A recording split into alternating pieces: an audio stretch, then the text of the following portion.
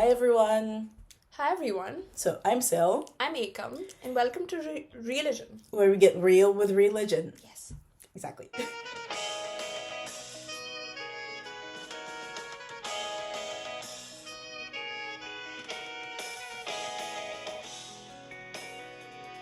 So today's episode is just going to be very much like an introduction of like the both of us, who we are. We should also tell how we met because I feel like that's just so Yes, cute. we should. So yeah, We're both in the University of Edinburgh, and we met on the very first day we moved into our accommodation. So our university hadn't even started yet. We were still in the welcome week, and we just met on the first day. we did. We did, yeah. We did. That's why we're very close as well. Like I think we are. I think, and it also when we started our friendship, religion was really not a part of it. mm-hmm. But I think our wavelengths Yeah, met, and we were on the same. Yeah, exactly, we we were definitely like on the not on the same, but like on very similar pages Yeah, about in life, like how we yeah. felt and stuff.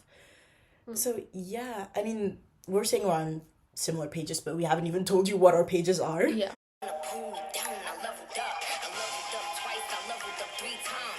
So I'm kind of undecided right now on religion. I'm just discovering myself, discovering my faith, and how I feel.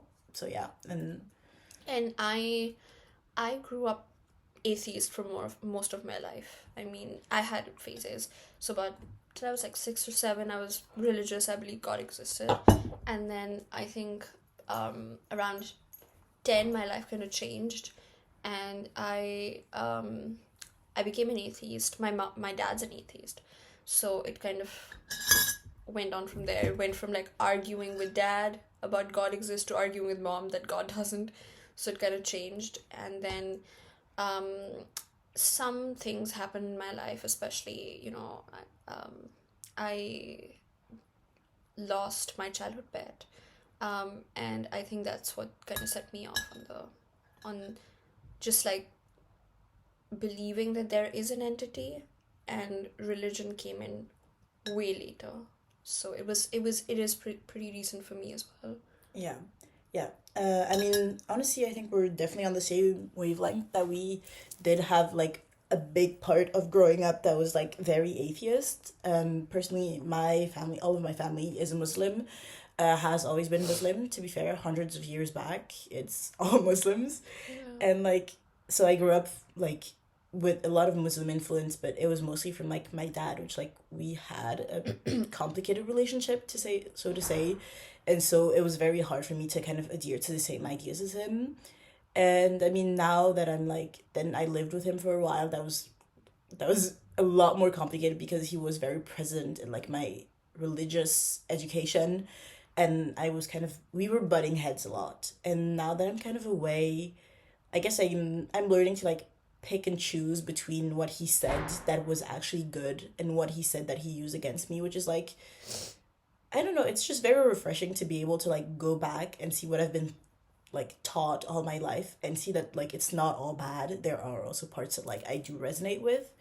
Yeah, I think that's one part that I think about as well sometimes is that, and we will like touch on these topics a lot more in our podcast and like the coming episodes, is that you have to make religion your own thing. Oh, You- yeah.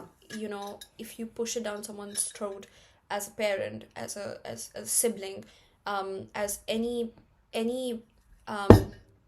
as a friend, or as any person of authority, it can really ruin it for the other person. Yeah, And 100%. I think it's whether the shoving down your throat part is, it might be just positive. You don't realize it because you hate the way it's being done so much that you just forget about the content. Which is- 100%, 100%. I've even talked about this. I think we announced that we were going to do the podcast like a week and a half ago. And by then, like, I've talked with a few friends who have said that, like, they do feel, and like, I've had a very long period where I felt like heavily uncomfortable around anything religious. It, like, no matter if the people were like the nicest people on earth, just because they were religious, I just had that like inherent fear and like discomfort inside me. And I think that's- Judgment, I think. Exactly. Yeah. We just associate religious people with being judged. Exactly.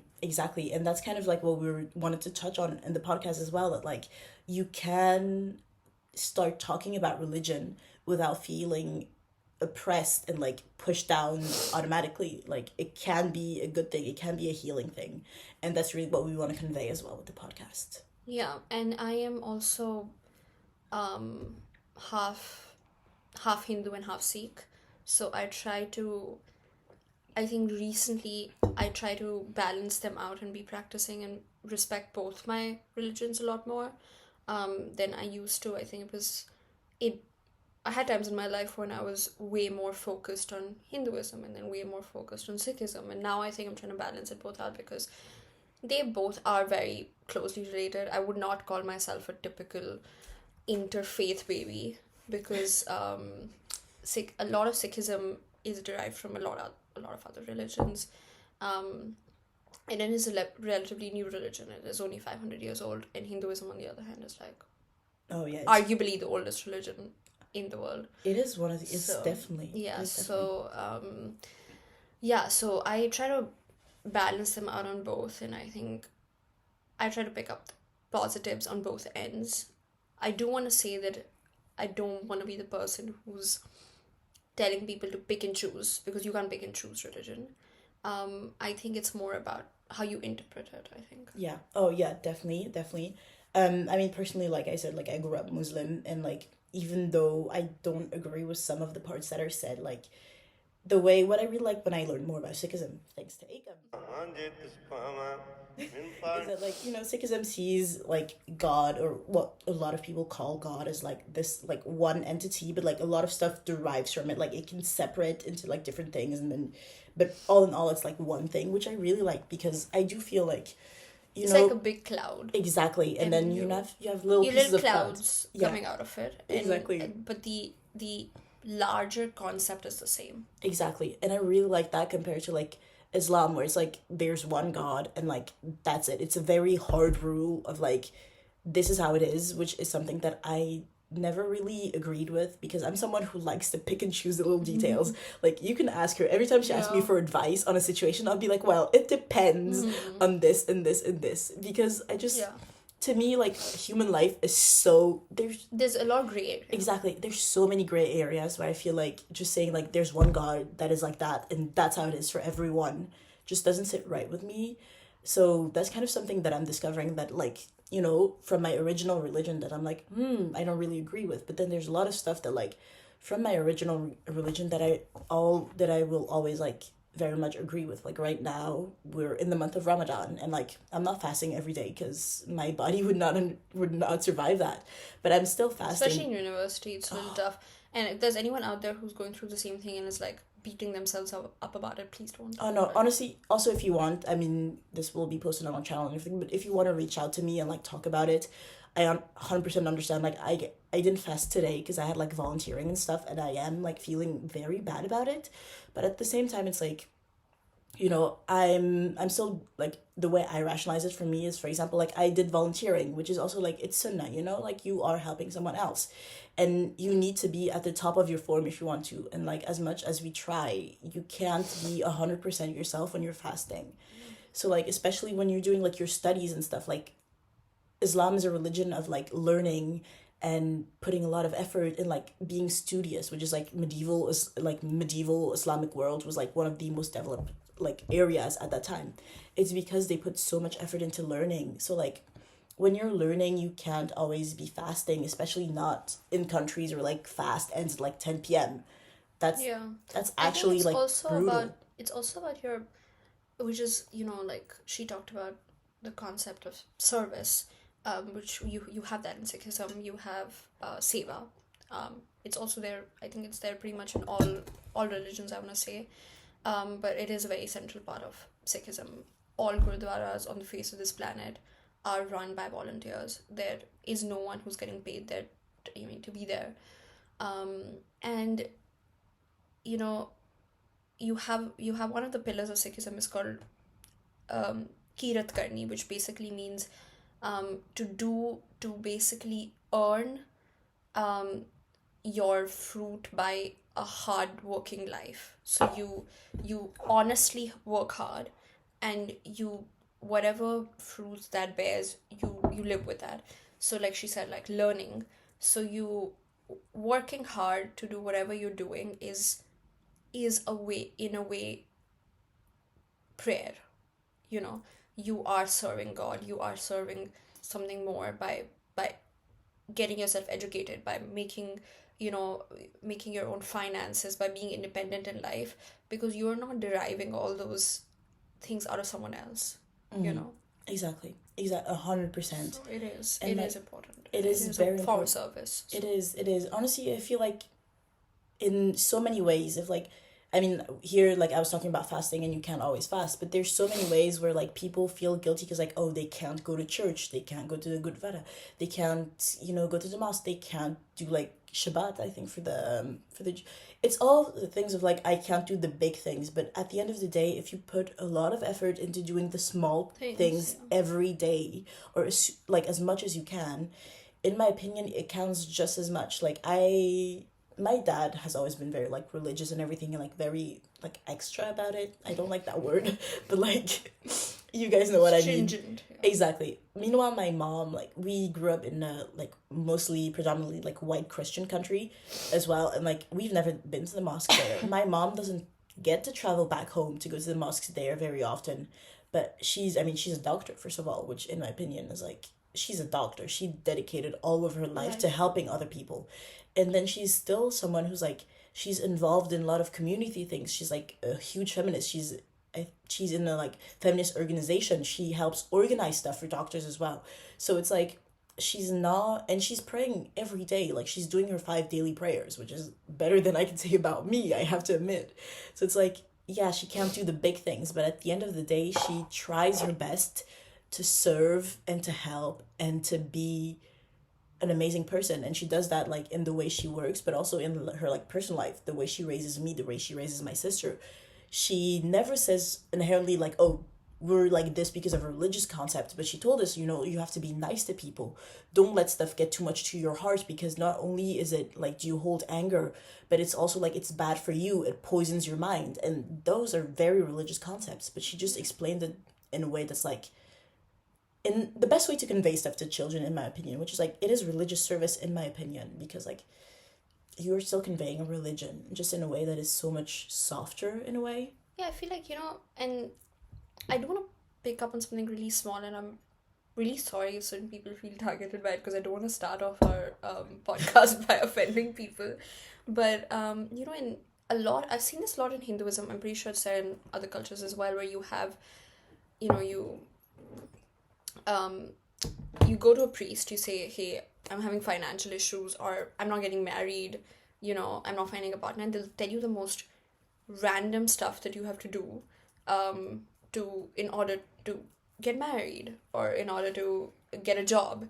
And they'll say, well, you know, in Hinduism it says you should, in order to get blessed by gods to get a job or to get married, feed a black dog, okay, on Saturdays, something random like that. And you know, and I grew up around a lot of like um superstitious people.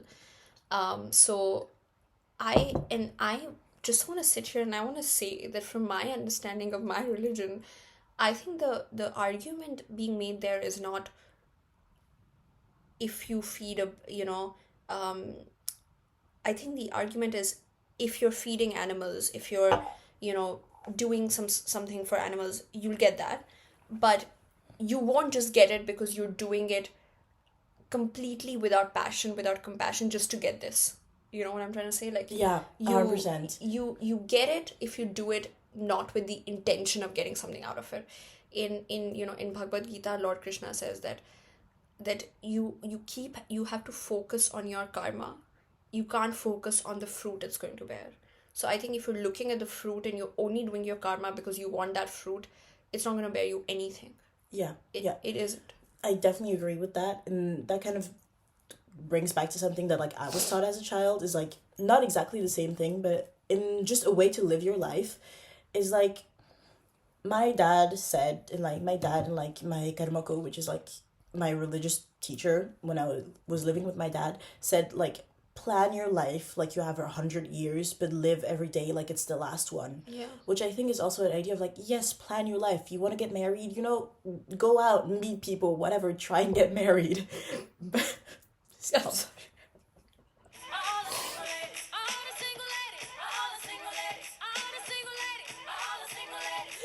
Yeah, do all of that and like plan for your like financial aspects, but at the end of the day, also just be kind of literally just be a person.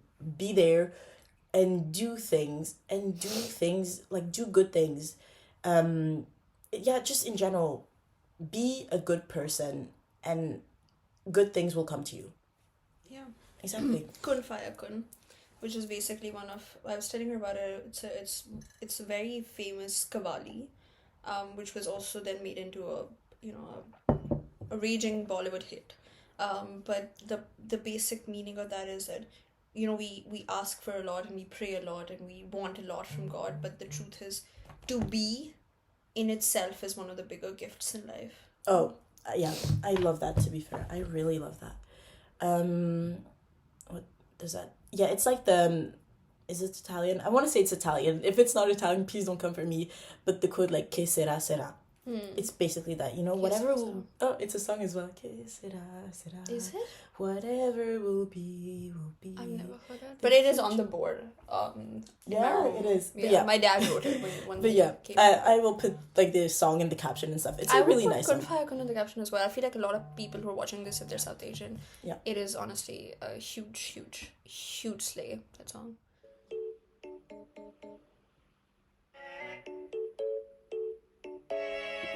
What else? Why we did the podcast?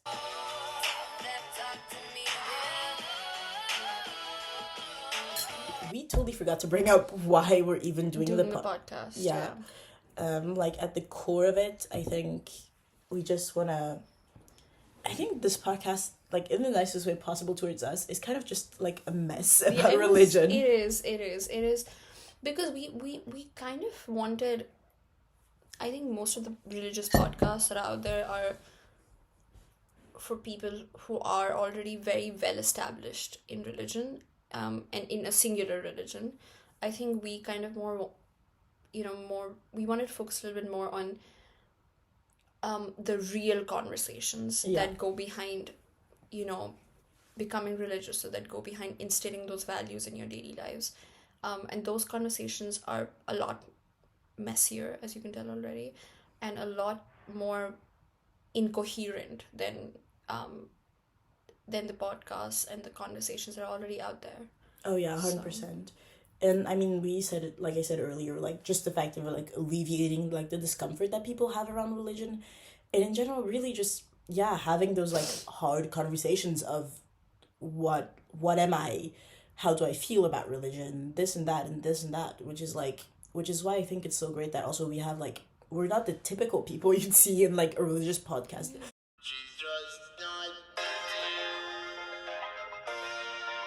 So first of all, like, we're not white, which is like, we're not white. We're not men. We're not men. We're not Christian. Yeah, I mean, I kind of am from like the big monotheistic religion, but like I'm not just that, I'm not just Muslim. So like we're not just like one big religion and that's it. And we're not here to tell you guys this is how it is, this is what you need to do. No, we're here to give our opinions. We're here to talk with you guys. Like we said, like if you have any questions and stuff, please send them in. We do want to discuss that. We're just here to like have an open conversation, tell you how we feel, tell us how you guys feel, and kind of help with like the issues as well. Like we said, we were going to bring up like faith and queerness, faith and feminism, modernity, we said as well. Yeah, relationships, faith, we spoke, I think, about animals at some point. Yeah. We got so sidetracked. This is what most of the podcast is going to be like, to be fair. It was actually. We are going to be very sidetracked. But no, and also, I think one thing that I specifically want to touch on is how the tough experiences in your life can really bring you closer to God. Mm-hmm. It is never, I don't want to say never, it is rarely the good times in your life when everything is covered in pink hue and beautiful and gorgeous, that you you know get find peace and solace in God. You don't. Yeah, no, I definitely agree. I think you can look into it, you can learn more when you're in this like everything is great phase. But I think until you do hit a moment where it's like you do need that support, and like religion is where you find it, that like I think that's really when it helps more. Like I know, like I said, I'm still undecided and stuff, but I know the moments where I felt the most like religious and faithful and like my own way have been when like I've had like tough times, and I've literally just like sat there and just like I don't know, connected in a way. Yeah. Like, you know, you just I remember like I told you that one time, you know, that one time when we were in the Gurudwara and all of you guys went downstairs and I Yeah, just sat sad there. I just sat there for like 2 extra minutes just to like talk in a way. And it's like, you know, I mean, I really do hope there's something out there that's like looking out for me. But, you know, even if there's not, I feel like religion, like we talked about this early Yeah. on, like religion does still like offer you just like a place without judgment. Yeah. Not as in other people, but like the idea of like something above us that's just like, you know, that's what I've done. Like I've just sat in the Gurdwara and like low-key ranted. And I feel like, hey, Yeah. like I'm not really vibing, and I just really need someone to talk to. And it's just felt a lot like everyone else is there for the same reason, even if we don't know what's going on in each other's heads. It's felt really nice to just express that.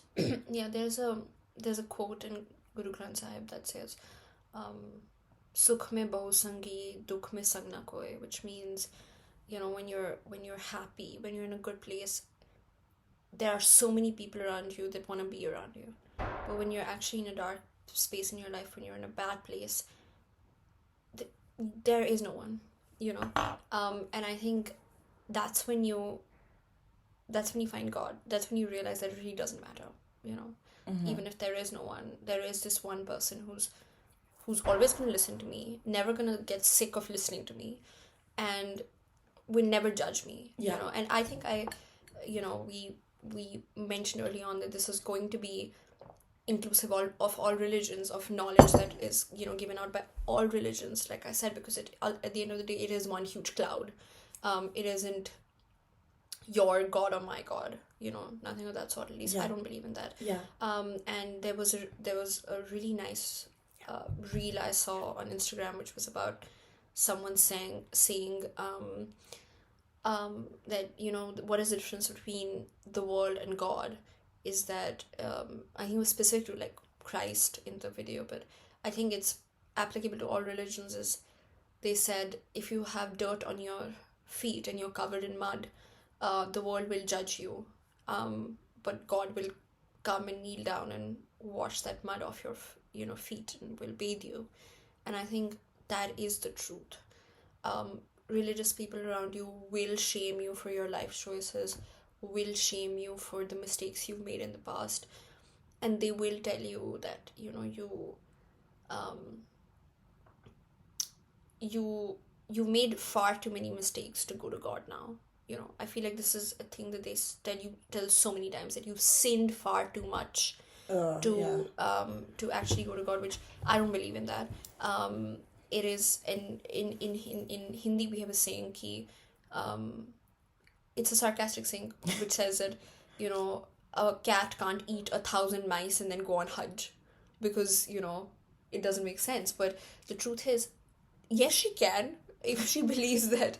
I mean, not that a cat is going on Hajj anyway, but I think the larger point is that you can realize your mistakes, you can repent for your sins, you can go to God anytime. So Yeah. don't let the world tell you that it's too late. It's Yeah. never too late. Yeah. It fundamentally is not. What is a problem is that if you keep preaching one thing and doing another, if you keep saying, okay, I'm not gonna make this mistake anymore, but you keep making it and making it and making it, because that's when you're betraying yourself, you're betraying God. Because but once you've made a mistake, you realize it's a mistake, you can repent for it. Yeah. Oh no, I definitely agree. And I mean, just on the part of like, it's not your God against my God. There's this one specific like surat, I don't know how you say it in English, in like the Quran, that like one of the first ones I learned, to be fair. And like that one is actually like ingrained in my brain. I think out of everything, like even if I had to wake up tomorrow and forget everything I know about religion, that one would still be ingrained in me. And like the way, I don't speak Arabic, but the way it was explained to me was that it basically says like my religion is my religion and other people's religion is their religion, and at the end of the day, like we need to all respect each other.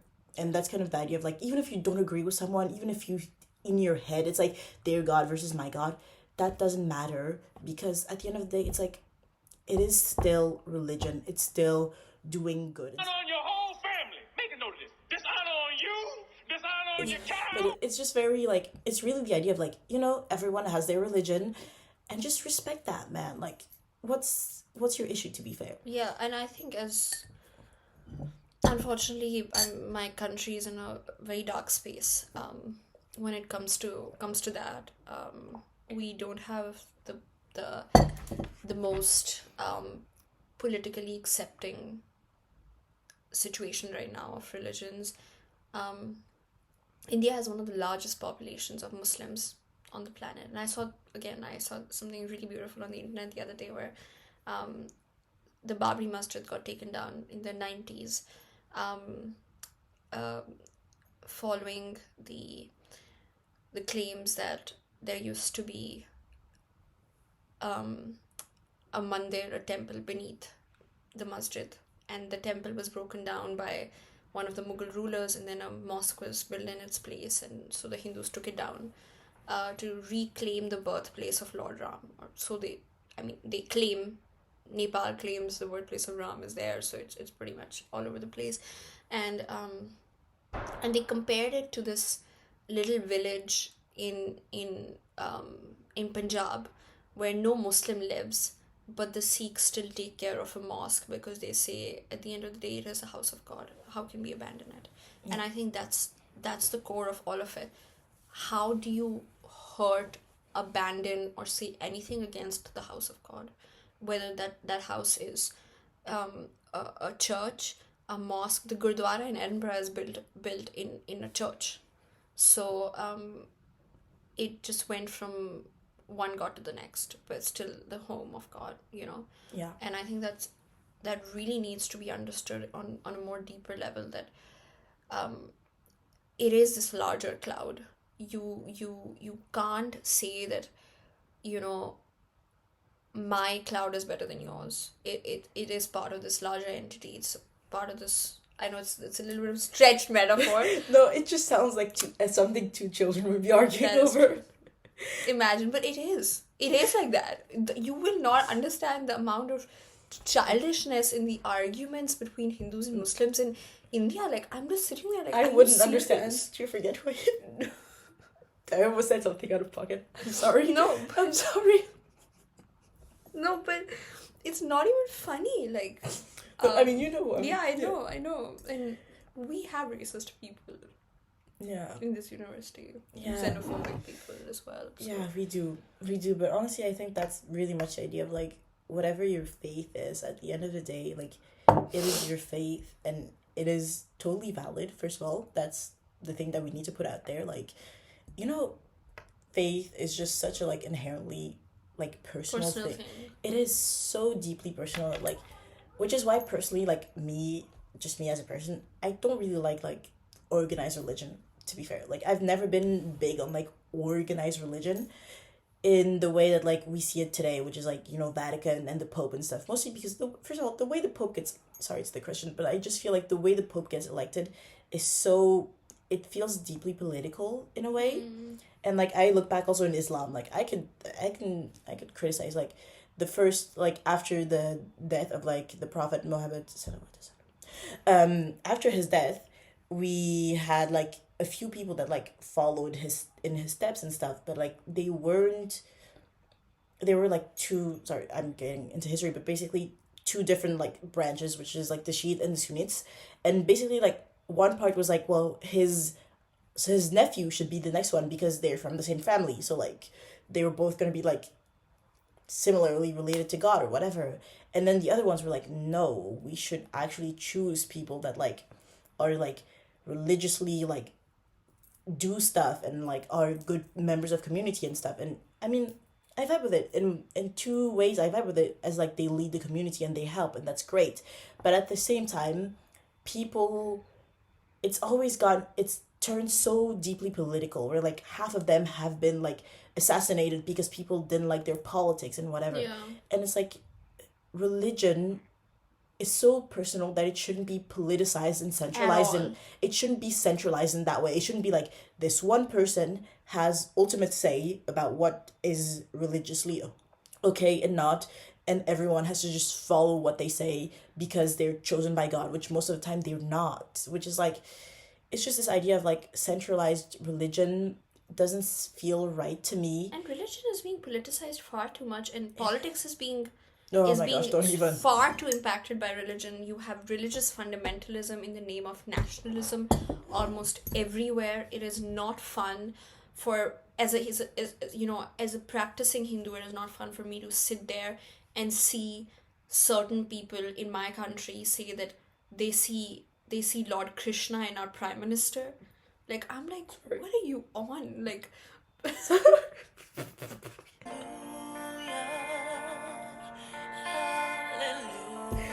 like, I swear to God, this was a real statement. How are you sitting there and as a person of religion saying this about a human being who's nothing more than a human being? And that to a questionable human being, no offense to anyone, but like, what? No, I definitely agree. I mean, for that's one thing that I really like about Islam, to be fair, is like we have zero depiction of like Yeah. religious people, like the prophet. Honestly, look at it, like if you look into it, for people who don't know, if you look, there's so many movies about the prophet, so many. You will never see him on His you. face. You will never see his face. Paintings, everything from them. He's basically a ghost. Yeah. It's just the idea that like the one thing in Islam is like you bow down to God and not to like you don't need to go through anything. Like there's God, there's you, and it has to be like a direct link instead of going through like something else, which is like why for us like the idea of like, oh, like Jesus is God, like if you say that to a Muslim, he's gonna laugh in your face. Yeah. Let's be honest. And No, I think that's it for everyone, and I think one episode that I recommend everyone is it's one of a series, Veer Das's 10 on 10 series called I think Religion, and things we should not talk about, and then he does a whole episode on talking about religion. And there was this incident which, and she said in Islam, Prophet Muhammad is not depicted, and I appreciate that, to be very honest, because in in Sikhism, Vaheguru is not depicted in any sort of way, and so on and so forth. But there was an incident in, I believe, it was Pakistan, or it might have been India, but you should go check out his video where he talks about it. Is that this person was publicly beheaded for drawing a portrait of what he thought would Prophet Muhammad would look like, and that is where you should draw the line. yeah, Which is like, I get it that as a religious society you don't, but that is, like I said, like we discuss it, religion is very private. I may, if in my mind Vaheguru is a woman, that is none of your business. You know what I'm saying? oh yeah, you told me about your one lecturer who Yeah, one of my lecturers, honestly, if you're watching this, which I hope you, but I know you won't. He said God, and then he went on to refer to God as her throughout his lecture, and I was just sitting there. I was like, we need more people like that, man. that is so real. We That need is more so men real. like that. I vibe with that, to be fair. But yeah, no, we've had a lot of instances like that. I mean, because I lived in Luxembourg, which is like right next to France, so like all the French news I kind of get with. And like, so anyone who's like French speaking, like Charlie Hebdo, it was basically this thing where like they did depict like the prophet, peace. How do you say it in English? Sorry. Paix salut sur lui. Sorry. It's a reflex. Basically, I'm gonna explain that real quick. Basically, like for us, every time we talk about the prophet, Paix salut sur lui, we have to say like, I don't know how you say it in English, Yeah, but you just say something. like peace be upon him, basically. Yeah. Kind of Like, same vibes. You'll see me touching my hair ears a lot. Yeah. That's me. That's something we do. Yeah, exactly. But anyway, so yeah, Charlie Hebdo, which is also like they depicted the prophet with like a bomb as his turban, so it was kind of like Islamophobic, which not great, and also like they just don't depict the prophet. If you're doing it to just like offend people, but then like extremists went too far and like went and like kind of like shot up the place, which that's what is I'm also saying as well. like I why think there's one thing that Vedas said in his same episode that I so stand with. He literally looked the audience into the eye and like the camera into the eye. He's like, "You really think God needs your protection?" Like at that point, I'm like, "You really think God needs your protection?" Like, I love please, I know. Like, who do we think we are? Like, please, you're telling me this man is, or this woman, or this like entity is running the universe, and they need your protection. Well done. That is so. I love that. I think I'm gonna say that now. I'm gonna throw this into people's faces. But yeah, no, 100%. And it's like people can be so hypocritical about it as well. Like, love to my dad. Honestly, love the man. He's my dad. But like, there was a moment where like I didn't do my like 5 prayers a day. Like, I still struggle with it today. Not gonna lie to you. But like, I just didn't. And then one day he like found out, and he was like, well, like you need to pray 5 times a day, and like you need to mean it. And I'm like, well, I won't pray if you force me to, but I'm not gonna mean it. And he's like, well, it doesn't count if you don't mean it. And I was like, what do you want from me? I can pray 5 times a day, or I cannot. It's gonna be for the sake of doing it. Exactly. It doesn't matter. It doesn't count. Exactly. And don't make anyone else do it for the sake of doing it. I see so many people go, like, I try and go to the Gurdwara thrice a week, and I haven't been able to go this whole week because I've been sick and I have my SSD, and I already, God knows, I feel guilty about it already. But the truth is, there's so many people who come there every single, week, multiple times a week. They sit in the prayer and everything, and then they sit there and they gossip. And I'm like, excuse me. Like, how are you sitting here in a religious place going against every single thing the religion tells you to do, and then just coming there for the sake of the community, the sake of your friends, the sake of just being there? It's not going to count. Mm-hmm. It isn't. Action over words. Oh, 100%. I can sit here, if I, a good, compassionate, caring atheist is better than a person who's religious and is just a terrible person. Oh yeah, 100%. I'd take a really good person who doesn't believe in God over a person who just pretends to believe in God and then goes against their whole entire religion in like a heartbeat. And I take the atheist over the religious person every single day of my life. Yeah, no, honestly, exactly. I think that's very much the point of like, at the end of the day, just be good. Like, just be a good person. It's really not that hard. Put in some effort. If it makes you feel better, if religion provides you a pathway to that goodness, great. If it doesn't, and you can find other paths to be good, I'm a very recent religious person. I would still like to believe that me taking care of, I love you, me taking care of animals, me, all of that, and my dad has never been religious, and yet your dad is great. He's great. He's love great. Her dad. Everyone loves my dad, and honestly, touch wood with that. But he takes care of so many people that he doesn't even need to take care of. He takes care of all my animals now that I'm here. He does all his karma, and if he's not religious, it doesn't matter. He's a great. I could not have asked for a better father for me. And there are so many parents out there who are so deeply religious and shitty parents. Yeah. Terrible. Anyway. But yeah, no, I agree. It's honestly that. It's like, religion is supposed to be like, it's supposed to help. The whole point of it is to help. If it doesn't help, and if it's not beneficial to you, then that's okay. I think that's very much the thing that I would like to put out there and that we both agree on. Is like, religion is great, and like, we're both kind of religious. I mean, I don't know where I stand. She knows, But at the end of the day, it's not a question of like, I am like this, so I think everyone should be like this. It's a question of like, I am like this, and this helps me, and this makes me feel good. And if something else makes you feel good, then just do that and respect everyone else. It's just the idea, Yeah. like, that's kind of the basis of all of this. Yeah, I feel like we're running out of time, so I can't Oh my really gosh. tell like a whole entire story. But I will tell that whole entire story in some other episode. Yes, But please. I will say that the one line that I want to say is that the only crime bigger than being unholy is pretending you're holy and being unholy. Oh, I just hope you know that. And yeah. No, honestly, I agree. At the end of the day, like, that is... It's just so hypocritical. People like that just putting really a irk me. tikka, wearing a hijab, wearing a turban, none of that is going to help you if you are not a good person. Mm-hmm. I hope you know that. And that is not racist. 2,000 years later. Yeah, We got it sidetracked. No, we agree on it. But yeah, so this was just kind of our introduction episode, which ended up being such a rant.